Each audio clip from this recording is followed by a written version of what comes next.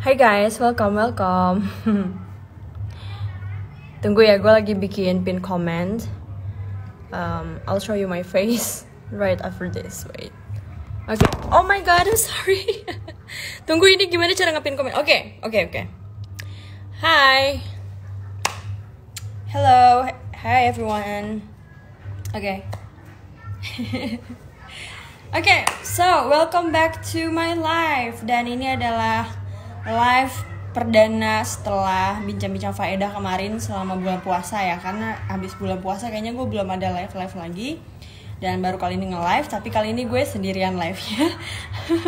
Oke, karena ini bukan bincang-bincang faedah, melainkan gue live sendirian kali ini. Karena tadi kan gue taruh di story gue pengen nge-live dan gue minta masukan dari kalian kayak mau bahas apa hari ini. Dan ternyata banyak banget yang minta gue live tentang how to be successful in such a young age. Okay? Jadi gimana sih caranya sukses di usia muda? So actually I get a lot of questions like this before. Gue banyak banget dapet pertanyaan, gimana sih caranya supaya sukses di usia muda, supaya berprestasi di usia muda. Mungkin kalau misalnya berprestasi as in like akademis, apa sih disebutnya akademisi ya? Apa sih akademik? Pokoknya kalau misalkan suksesnya tuh dinilai, mungkin gue bukan jubir yang berhak untuk berbicara seperti itu karena nilai gue jeblok. Tapi di sini tuh suksesnya lebih kayak menemukan passion dalam hidup lo, terus melakukan sesuatu berdasarkan keinginan lo dan punya karya dan lain-lain. Mungkin gue bisa share. Oke guys, jadi kalau misalkan lo nanya sama gue gitu ya, emang lo udah punya apa gitu sampai lo bisa ngasih atau sharing ke orang lain gitu. Mungkin gue bisa introduce diri gue dulu dari awal. Gue Wirda, Cila. Sekarang gue nulis 5 buku. Gue udah nulis 5 buku, insya Allah. Tahun ini rilis lagi buku ke-6 dan tahun depan rilis buku ke-7 ya. Dan gue ini seorang penulis iya, terus pembicara iya, dan gue ini kayak content creator iya, suka bikin YouTube. BTW subscriber udah 1 juta loh. Dan lain-lain. Oke. But anyway, di sini gue lebih pengen ngasih tahu ke kalian gitu kan. Bagaimana sih gue memulai atau mengawali semuanya, karena ini yang paling banyak ditanyain sama teman-teman. Karena kan gak mungkin kayak tiba-tiba gitu kan dalam semalam terus gue langsung berubah gitu menjadi Wirda Mansur, enggak. Dan BTW Wirda Mansur itu bukan nama asli gue. Nama asli gue tuh Wirda Salamah Ulia, tapi jadi Wirda Mansur karena nama bokap gue Mansur, jadi Wirda Mansur. Aneh gak sih? Aduh, gue kok kayak ini banget ya, gue kaku banget loh, kayak udah lama gak live soalnya. Oke, but anyway guys, jadi sekarang gue mau ngasih tipsnya aja sama kalian semua. Jujur gue tuh awalnya sama mungkin seperti teman-teman. Gue tuh sempet ngerasa nggak ngerti mau ngapain, nggak tahu harus ngapain, nggak paham kudu ngapain, apa yang mesti gue lakukan tuh gue nggak paham. Jadi gue bener-bener namanya tuh clueless ya. Kalau dibilangin kayak nggak ngerti banget tujuan hidup gue tuh apa, terus gue hidup untuk apa yang bisa gue lakukan, itu gue nggak tahu sama sekali. Bahkan kalau misalkan ditanya tujuan hidup lo apa, gue nggak bisa jawab karena literally gue juga bingung gitu kayak tujuan hidup gue apa ya gitu. Mungkin sebagian dari teman-teman di sini ada yang merasa sama gitu ya, ada yang gue juga nggak tahu tujuan hidup gue tuh apa gitu, ngerasa hidup tuh flat aja gitu. Nah sebenarnya to be honest, kenapa kita ngerasa hidup tuh flat? Karena mungkin memang kita tidak tahu hidup tuh seperti apa. There are so many things that we can explore. Ada banyak sekali hal-hal yang bisa kita eksplorasi, tapi kita nggak tahu gitu loh, maksudnya nggak bisa mengeksplorasi. Kenapa? Karena kita memang tidak di mana-mana gitu. Kita nggak kemana-mana, nggak mau keluar dari zona nyaman, nggak mau memberanikan diri untuk berada di luar, kemudian beradaptasi dengan dunia luar, walaupun dengan segala konsekuensi misalnya, atau misalkan dengan segala ketakutan yang ada. Tapi kan ketakutan itu ada supaya kita tuh jadi berani ya kan. Bukannya ada ketakutan lalu kita malah makin takut, malah makin cemen. Enggak dong gitu. Aduh, gue ganggu. Ada om gue di sana guys. Ada om gue di bawah.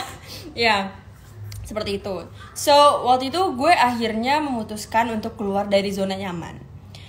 Waktu itu I took a risk. Jadi tuh gue kayak bener-bener berani mengambil sebuah keputusan yang mungkin rada-rada ambiar ya. Mungkin teman-teman juga udah tahu ceritanya seperti apa. Jadi waktu itu gue memutuskan untuk keluar dari sekolah.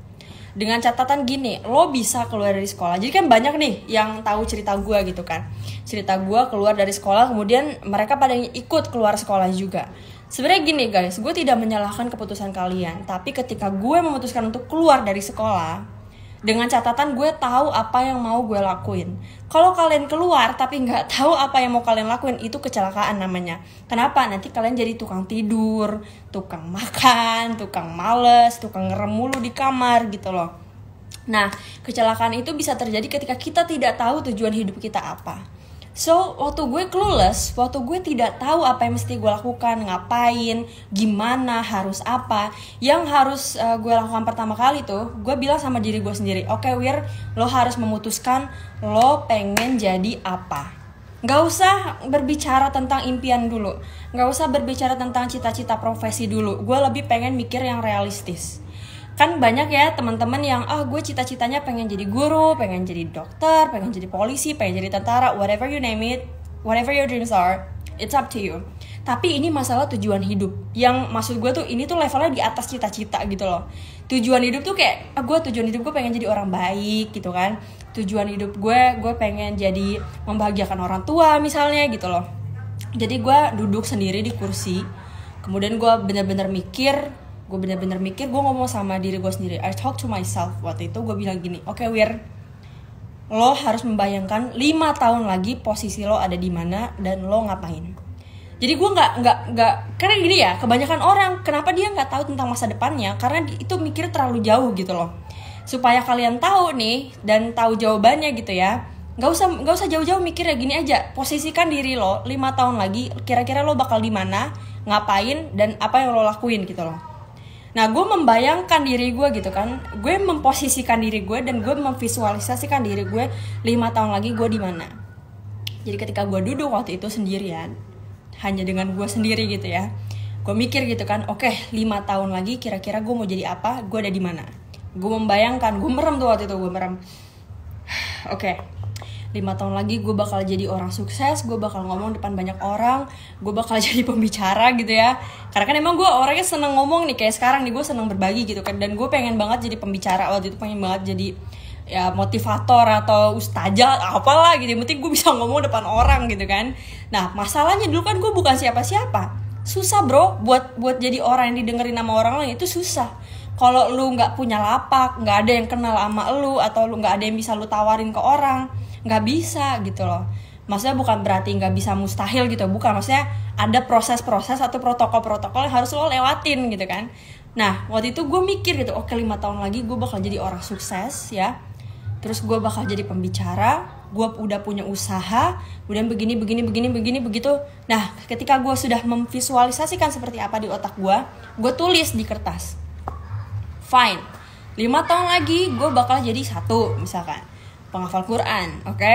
Waktu itu gue belum selesai Qurannya, jadi gue tulis, 1, gue pengen jadi penghafal Quran 30 juz. Nomor 2, gue pengen jadi pengusaha. Nomor 3, gue pengen jadi pembicara. Terus seterusnya gue pengen punya karya. Dan itu bener-bener gue tulis gitu ya. Nah, terus misalkan ada pertanyaan nih sama gue gitu ya, Wir, kalau itu namanya target dalam hidup bukan sih? Sebenarnya gue paling benci sama yang namanya target. Gue paling menghindari sama yang namanya target.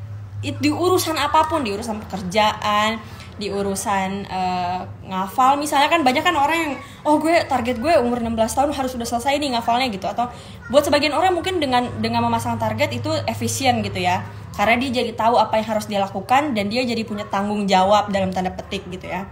Tapi buat gue enggak. Kenapa? Karena jujur aja gue nih orangnya rada-rada susah diatur.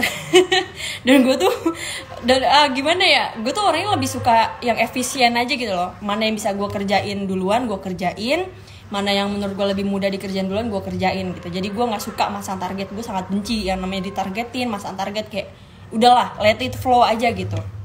Tapi ini juga bahaya bila kita tidak bisa disiplin. Lo boleh gak masang target asal lo disiplin. Nah, disiplin ini yang rada-rada jadi tantangan ya kan. Jadi tantangan banget. Oke, setelah gue udah melalui masa dimana gue nggak ngerti harus apa, kemudian gue jadi tahu kan gue pengen ngapain 5 tahun ke depan, gue ada di mana. PR selanjutnya adalah how to get there, right? Exactly. I know. Bagaimana ya caranya kita udah tahu nih, sudah memposisikan diri kita 5 tahun lagi di mana, mau jadi apa, kemana, ngapain, dan seterusnya. Pertanyaannya, bagaimana caranya supaya gue bisa ke sana?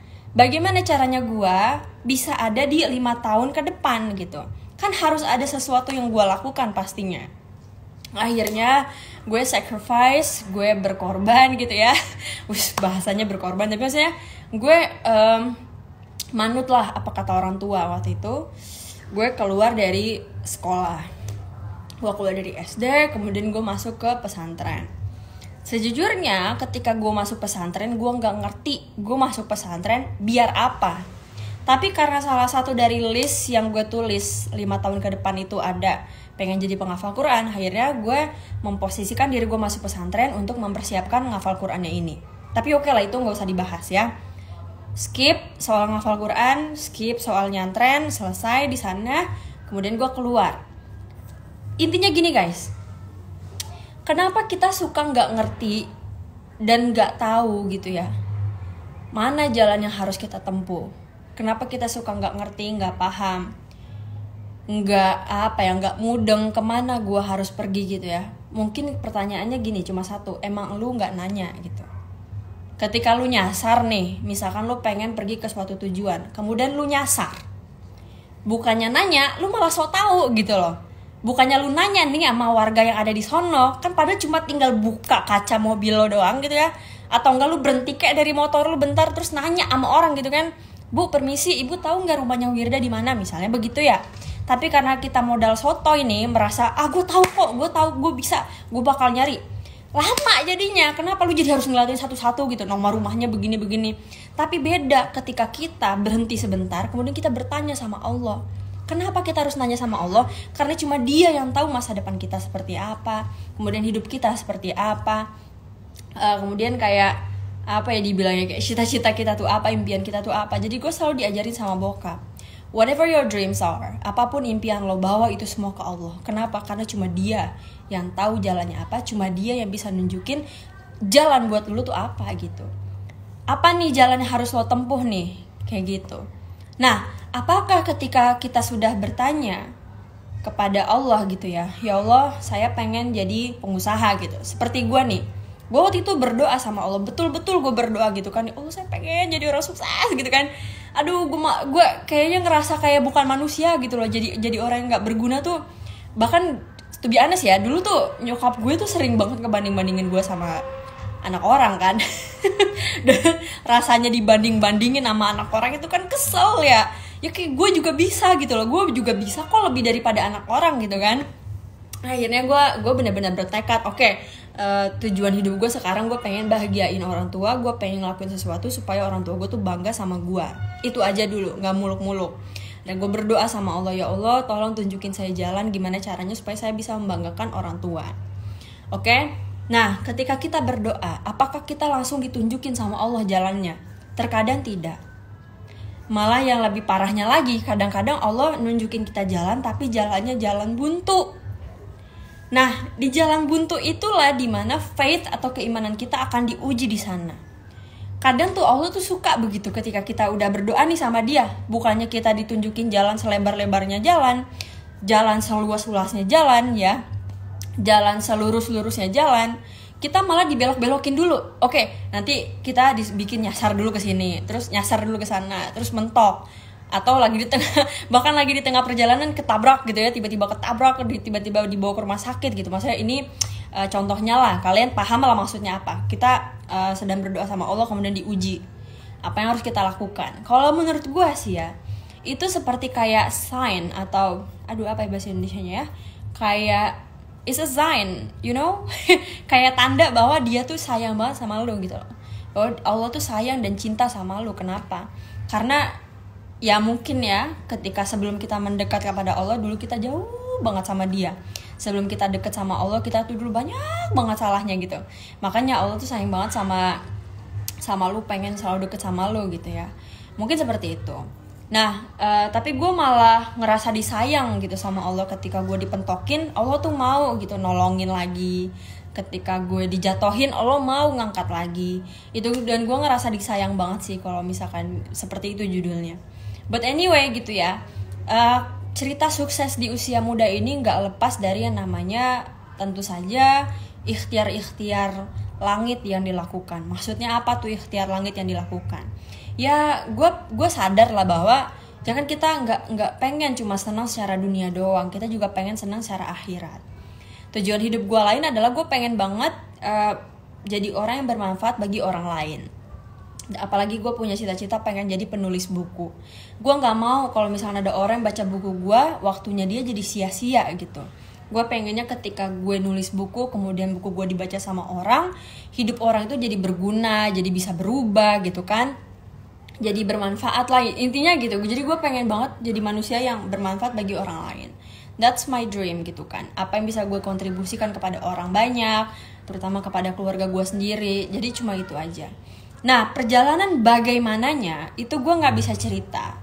Kenapa? Karena tiap orang itu jalannya beda-beda. Gak bisa disamaratakan, gak bisa disamain. Hidup gue, hidup lu, hidup lu. Akan lebih menarik kalau misalnya gue punya versi gue sendiri, lu punya versi lu sendiri. How to find it? Ya go find it gitu. Bagaimana cara menemukannya? Ya temukan gitu. The only way, satu-satunya cara supaya kita mengetahui di mana adalah dengan mencari gitu loh. Mungkin kalian bisa mempraktekkan cara yang gue lakukan. Apa sih yang gue lakukan? Simple. Gue cuma satu, bertanya sama Allah. Itu aja. Itu hal sepele tapi jarang dilakukan sama orang. Percaya. Mau tahu buktinya? Mau buktinya? Oke, lu tadi udah sholat asar. Gue tanya. Anggaplah lu udah sholat asar. Oke, abis lu sholat asar nih, lu doa gak sama Allah? Ya Allah, saya titip masa depan saya. Ya Allah, impian saya pengen jadi ini. Kabulin dong. Tidak semua orang sekonsisten itu tiap 5 waktu. Enggak semua orang. Paling banter-banter gitu ya. Assalamualaikum warahmatullahi. Assalamualaikum warahmatullahi. Rabbi firli wali walidayya warhamhuma kama rabbayani shaghira. Dah, selesai. Atau enggak Rabbana atina fid dunya hasanah wa fil akhirati hasanah wa qina adzabannar. Udah sampai situ aja. Jangan lupakan. Ya, jangan lupakan ini satu doa yang enggak pernah terlepas dari doa gue. Apa yang gue doain? Ya Allah, saya titipkan masa depan saya, masa depan adik-adik saya, masa depan anak-anak muda seluruh dunia dan seluruh Indonesia kepadamu ya Allah. Dan kuncinya satu sih, selalu mendoakan orang lain. Karena ketika kita mendoakan orang lain kan doa itu kembali kepada kita. Kita doain 1000 orang, 1000 kebaikan balik ke kita. Maka kita lebih cepet tuh nyampainya gitu loh, dibanding kita cuma doa buat diri sendiri gitu. Jadi intinya itu, kuncinya satu. Bagaimana sih caranya sukses di usia muda? First step, go to Allah. That's the only answer that I can give to you ya. Mungkin memang ada ikhtiar-ikhtiar dunia gitu ya, yang mesti kita lakukan. Tapi bertanya kepada Allah itu adalah hal yang tidak boleh kita skip. Bertanya kepada Allah adalah hal yang tidak boleh kita nggak lakuin. So, first thing that you can do, ask Allah. Bodoh amat kalau misalkan lu masih nggak tahu gitu ya mau ngapain, harus kemana, bodoh amat, tanya aja Allah. Ya Allah, saya tahu nih, pasti lahirnya saya di dunia ini tuh ada maksudnya. Tapi saya nih lagi ngerasa nggak berguna banget jadi manusia. Saya pengen dah jadi orang yang berguna. Tolong dong ya Allah, tunjukin saya caranya gimana. Apa yang mesti saya lakuin? Apa yang kudu saya lakuin? Sekalian ya Allah tunjukin jalannya kemana. Fasilitasin. Temuin saya sama orang yang benar, yang baik, yang bermanfaat, yang bisa bantu saya, yang begini, begitu. Jadi talk to Allah gitu ya. Biasakan untuk talk to Allah atau berbicara kepada Allah. Ini yang sering banget dilewatin mungkin sama anak-anak muda, yaitu merasa kayak ya kita doa sama Allah sebatasnya aja. Loh, kok malah gitu? Katanya iya aneh banget abisan kalau gue doa sama Allah, terus gue curhat sama Allah, aneh banget lah. Ya lu yang aneh justru. Bukannya doanya yang aneh, elunya yang aneh gitu. Gimana sih? Jadi apa yang gue lakukan pada saat itu, gue bertanya sama Allah. Setelah gue bertanya sama Allah, apa yang gue dapatkan? Yang gue dapatkan adalah jalan-jalan.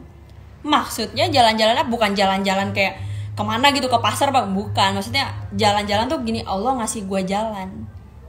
Kenapa kalau kita nanya sama orang gitu ya, serba terbatas? Kenapa? Karena emang apa sih namanya, manusia tuh taunya ya terbatas. Yang taunya nggak terbatas itu siapa? Cuma Allah gitu. Istilahnya kayak lu nanya sama orang taunya lewat gang A B C, tapi ketika lu nanya sama Waze atau nanya sama Google Map, dia tahu 10 gang. Kan beda kekuatannya, ya enggak? Jadi kuncinya satu, yaitu bertanya kepada Allah. Terus apa yang harus kita lakukan? Selebihnya adalah ketika Allah udah tunjukin jalannya apa, kita harus istiqomah. Nggak boleh gitu kayak melenceng atau nyeleneng, apa sih disebutnya? Apa sih nyelonong, apa sih melenceng ya, bener ya, melenceng gitu nggak boleh. Jadi tetap konsisten gitu ya dengan apa yang kita lakukan di awal. Berdoa terus walaupun kita udah dapat apa yang kita inginkan, berdoa terus. Dan gue nih punya cerita yang menarik guys. Gue kan waktu itu pernah ngebahas ya tentang kekuatan atau dahsyatnya mengucap, berkata, menulis gitu ya, yang baik-baik. Berdoa yang baik-baik, dan berdoa itu nggak boleh ukuran yang kecil, harus ukuran yang gede gitu ya. Gue kadang suka lucu aja gitu loh.